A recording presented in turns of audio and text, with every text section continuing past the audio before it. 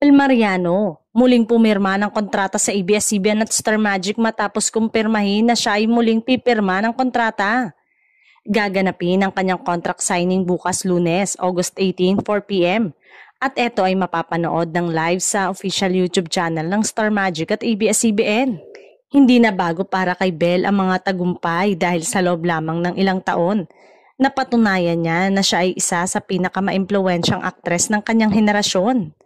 Nakilala siya bilang Max Payne sa hit series na He's Into Her na nagbigay ng bagong kilig fever sa bansa at nagpatibay ng tambalan nila ni Donnie Pangilinan. Bilang singer-actress, pinatunayan niya rin ang kanyang husay sa pamamagitan ng kanyang album na Daylight at mga sold-out concert na nagpasaya sa libu-libong fans. Kinilala rin siya sa iba't ibang award-giving bodies kabilang ng Outstanding Asian Star Award sa Seoul International Drama Awards noong 2022. Isang patunay na umaabot na sa international stage ang kanyang talento.